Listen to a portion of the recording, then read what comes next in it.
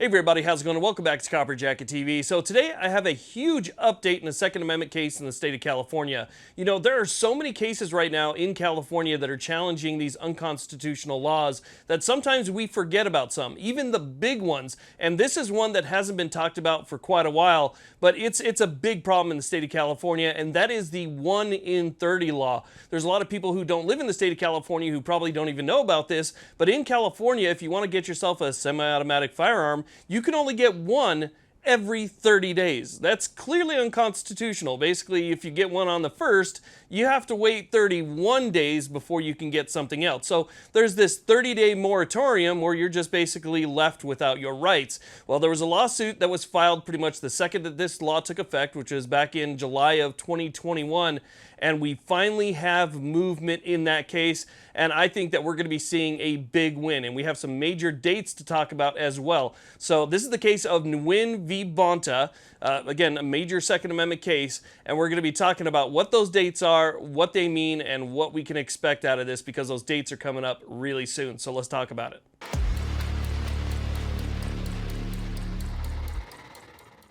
This video is proud to be sponsored by American Hartford Gold. Listen, if there is one thing that those of us in the firearms community understand, it's that you cannot rely on the government for your protection. Not with your life, and especially not with your wealth. Look, throughout our lifetime, the dominance of the US dollar was unquestioned, but that may be changing.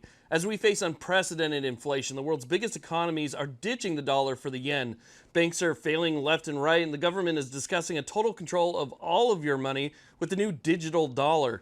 Don't let your life savings become a casualty of failing corporations or currency wars.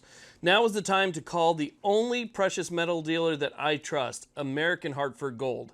They'll show you how to protect your savings and retirement accounts by diversifying your wealth portfolio with physical gold and silver. With the finest products, amazing customer service, and a buyback commitment, American Hartford Gold has a 5-star rating from thousands of reviews and an A+ from the Better Business Bureau. American Hartford Gold supports content like this that is committed to bringing you the truth. Tell them I sent you, and they'll give you up to $5,000 of free silver on your first order. So call them now. Click the link in the description or call 866-856-2507. That's 866-856-2507, or text COPPER to 65532. Again, that's 866-856-2507, or text COPPER to 65532. Okay, so let's go ahead and talk about Nguyen v. Bonta. Again, challenging California's clearly unconstitutional 1 in 30 law. Now, here's the thing. This case, if you take a look at the timeline on this thing, it's been nothing but delay after delay and request for extension after extension after extension. And not much has really happened until January of 2023, where the current judge who's overseeing this case, Judge William Hayes, denied a motion by the plaintiffs for a summary judgment. Now, the FPC is also involved in this one as well. They were looking for a summary judgment on this because it's clearly unconstitutional. Now remember, all of this started before Bruin. So Bruin has happened while this case has already existed.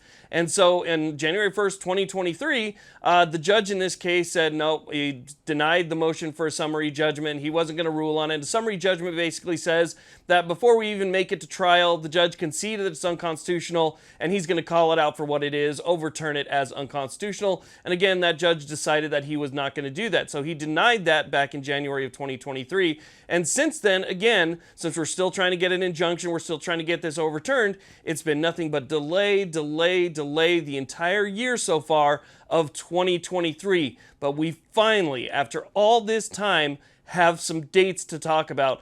And these dates are coming up fairly soon. So let's go over those dates real quick, because they're going to have a significant importance whether or not we're going to see some relief in this unconstitutional law.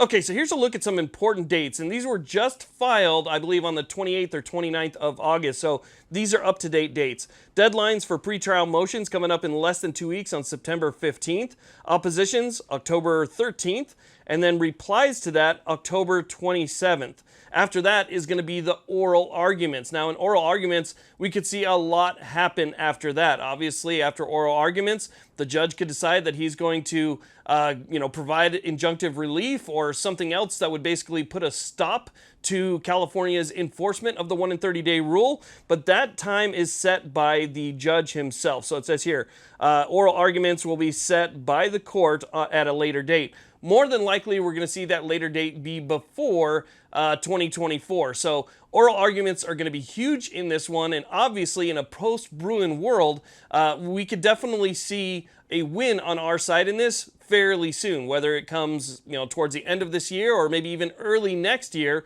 we could actually see some relief in this case, depending on which side the judge leans on. But he's going to have to look at things through the light of Bruen. And I can tell you right now, if we take a look back in history, I can't think of absolutely anything, and I've done research for years now looking for stuff. I can't find anything that shows that people were basically withheld their constitutional rights for any period of time, whether it be 2 days, 5 days, or in California's case, 30 days. That is an extensive amount of time, and California is going to have to validate that. That's the biggest thing. During these oral arguments, California is going to have to they're going to have to try and validate that through history, through text, history, and tradition. California is going to have to say, look, here is an analogous law, something that's comparable to the law that we have today, that says that this law should stand. And there's nothing that they have that they're going to be able to find. There is no way to validate California's law that withholds people's constitutional right for a 1-month period for pretty much no reason at all. Obviously, California likes to use public safety, and I'm sure they would like to use the two-step approach on this one, which would balance public safety and government interest against your rights. But with the new Bruen decision being out, they can't do that anymore. So obviously, that's going to go right out the window, and they're going to have to find that historical analog that they can lean on, and it doesn't exist. So, I mean, with just looking at the bare facts on this one, this case looks like a pretty much slam dunk for us and for the people of California, and any other state that thinks that they would like to try something similar. So again, that's one of the worst to me, right? You go out, you get something, you spend your hard-earned money, and then you decide, oh, the newest, latest, and greatest thing came out, and I want to get that too. You can't. You just can't. Under California law, you can't do it. Now, that's not affected by private party transfers, and there's a couple things, if you have a CNR license and stuff like that, there's ways to get around that. But for the general average public, that's it. You get your one, and now you can't do anything else for 30 days. It's not talked about enough, but it's one of the worst laws in the state of California. It's one of the worst things that's happened in that state, and I think it needs to have more attention and more light spotted on it so that people are focusing more, and maybe there's a little bit of public pressure, and anything will help, obviously, right? And joining these different groups that are spending their time, like the FPC in court, where it costs a fortune to take these lawsuits up and try and fight for your rights. So, if you're not a member, consider becoming a member of your favorite group that's out there. That's kind of how they run on things. They run off of, our goodwill. And so we need to give that to them so that they can help overturn these unconstitutional laws. But FPC is involved in this one, and FPC's been scoring some pretty major victories lately, and I think that this is going to be another one. So I'm excited to see the outcome. But again, we're going to be seeing a lot of movement here soon. I mean, we're talking less than 2 weeks before the first date, and then by the time October rolls around, we're going to be seeing some more information come out. We're going to see what California's arguments are, and then we'll see what date the judge sets for oral arguments. And then those oral arguments are typically something that you can listen to live,